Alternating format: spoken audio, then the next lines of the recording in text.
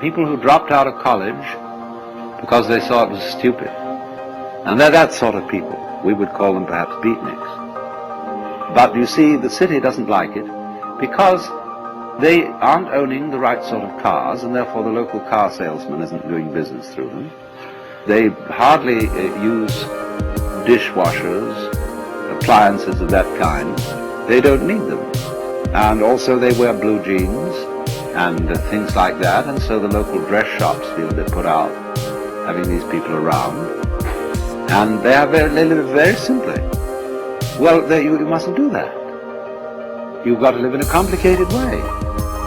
You've got to have the kind of car, you know, that identifies you as a person of substance, and status and all that.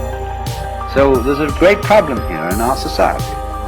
Now, why is there this problem? There's always a very inconsiderable minority of these non-joiners or people who check out of the game.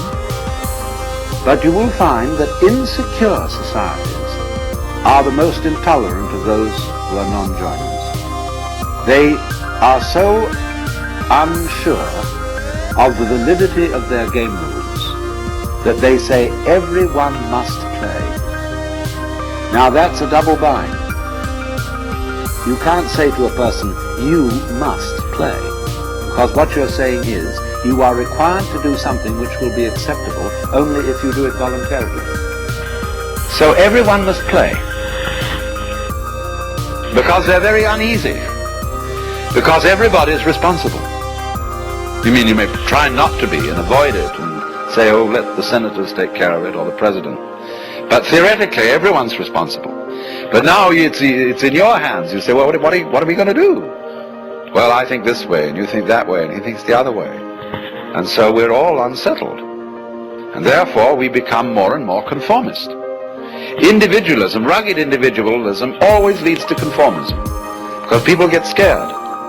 And so they herd together, and compounded with industrial society, mass production, etc. They all wear the same clothes, and they're sensible clothes that don't show the dirt too much, and we get duller and drabber, and so the reason for this is, in a way, that democracy as we have tried it started out on the wrong foot. But come down a step and try to apply the mystical insight in the practical affairs of everyday life, and what do you get? You get a parody of mysticism. You get the idea not that everybody is equal in the sight of God, but that all people are equally inferior. And that's why all bureaucracies are rude, why the police are rude, and why you're made to wait in lines and are obstreperous income tax individuals and all that sort of person. Because everybody's a crook. Everybody's equally inferior. See, that becomes the parody of democracy. And that kind of society, watch out for it. It turns in a quick click into fascism because of its terror of the outsider.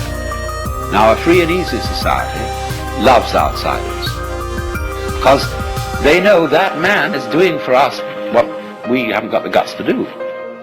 That outsider who lives up there in the mountain is at the highest peak of human evolution. His consciousness is one with the divine.